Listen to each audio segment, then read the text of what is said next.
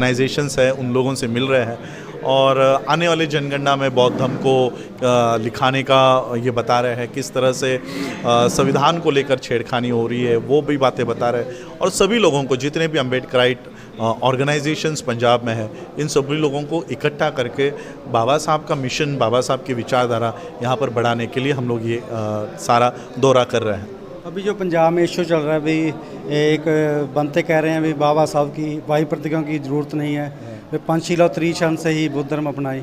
नहीं, देखिए, इस बात को बनते जी मेरे से अच्छा आप लोगों को समझाएंगे, लेकिन मैं यही कहना चाहूँगा कि बाबा साहब ने जो 22 प्रतिज्ञा बनाई हैं, जो निर्माण की है, ये बहुत पढ़ाई के बाद, बहुत अध्ययन के बाद बाबा साहब ने इनका निर्माण किया है। और आज आरएसएस के हो या ब्राह्मणी विचारधारा के जो लोग बौद्ध धर्म में घुसे हैं, ये आज से नहीं, बहुत पुराना संघर्ष रहा है बौद्ध धर्म का। तो ये आज बौद्ध धर्म में घुसकर बाबा साहब की 22 प्रतिज्ञा को ये ख़त्म करने का काम कर रहे हैं। और जैसे बनते जी हमेशा कहा करते हैं कि 22 प्रतिज्ञा के बिना बौद्ध धर्म ये अघोषित ब्राह्मणवाद है, तो वो उसी तरह से हो जाएगा अगर 22 प्रतिज्ञा को हम बौद्ध धर्म से या त्रिशरण पंचशील के बाद इसका उच्चारण नहीं करें तो ये उसी तरह से हो जाएगा। आपने एक बाबा साहब की कोटेशन जहाँ पर स्टेज पर बोली थी, उसके बारे में जहाँ भी अभी बताएं, वो कौन सी कोटेशन है जिसमें बाबा साहब 22 प्रतिज्ञा को महत्ता ज़्यादा देते हैं? देखिए, बाबा साहब अम्बेडकर जी ने 1954 में बर्मा की जो वर्ल्ड फेलोशिप ऑफ बुद्धिस्ट की कॉन्फ्रेंस थी, बाबा साहब ने वर्ल्ड के लोगों को कहा है कि केवल इंडिया को मद्देनज़र रखते हुए कि केवल त्रिशरण पंचशील से भारत की समस्या ख़त्म नहीं होगी। त्रिशरण पंचशील के साथ साथ हमें और कुछ मुद्दों की ज़रूरत है और वो है 22 प्रतिज्ञा। और इसलिए भारत की जो हालात है, जो कल्चरल हम लोग यहाँ पर देखते हैं लड़ाई है, उसके लिए 22 प्रतिज्ञा की ज़रूरत बाबा साहब को पड़ी थी और बाबा साहब अम्बेडकर जी ने इसका अध्ययन करके इसका निर्माण किया है। और आज भी मैं तो कहूँगा, बाबा साहब ने जब बौद्ध धर्म की दीक्षा 1956 में ली थी, उस समय ब्राह्मणवाद इतना मजबूत नहीं था जितना आज है। यानी 22 प्रतिज्ञा की ज़रूरत 1956 में उतनी नहीं होगी जितनी हम लोगों को आज इसकी ज़रूरत है। इसलिए 22 प्रतिज्ञा के बिना बौद्ध धर्म का विचार कर पाना भी मुश्किल है।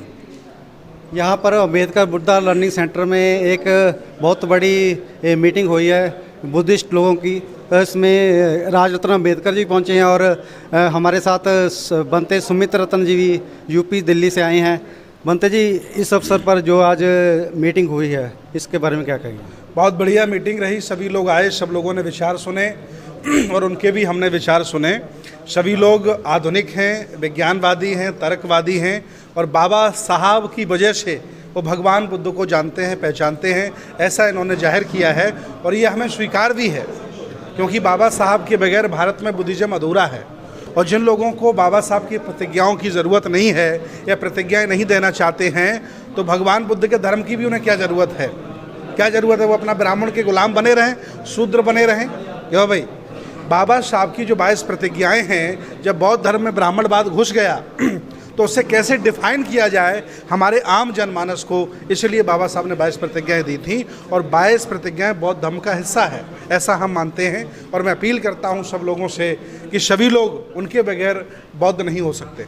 आपने अभी अपनी स्पीच में कहा था भी जहाँ तक अपना प्रचार इतना ज़्यादा कर लो कि वो जो बनते हैं ब्राह्मणीकरण का जैसा प्रचार कर रहे हैं बाबा साहब के बिना, वो भाग जाएंगे जहाँ वो आपसे आपकी बात मानेंगे। अभी मेरे पास उसकी वीडियो आई है बनते उसकी तक्षशिला वाले की। उसने कहा है कि मैं 22 प्रतिज्ञा पहले भी देता था, तो अभी भी मुझे देने में कोई प्रॉब्लम नहीं है।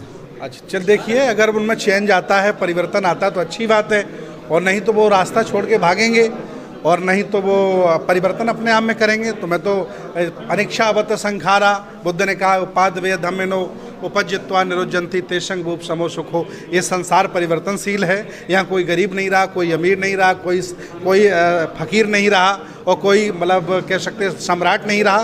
तो उनमें परिवर्तन आना चाहिए। मैं तो चाहता हूँ वो अपने आप को बदलें और ये माने कि बाबा साहब के बगैर भारत में बौद्ध धर्म अधूरा है।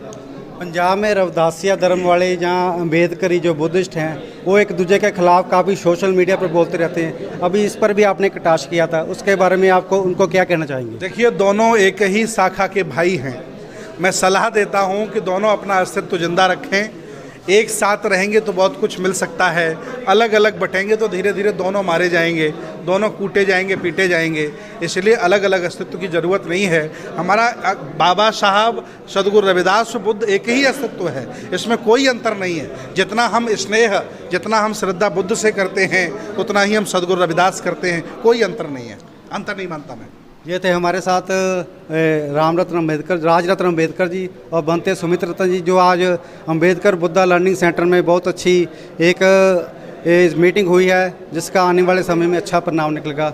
चेतना चैनल के लिए फरहाल से प्रदीप राजा।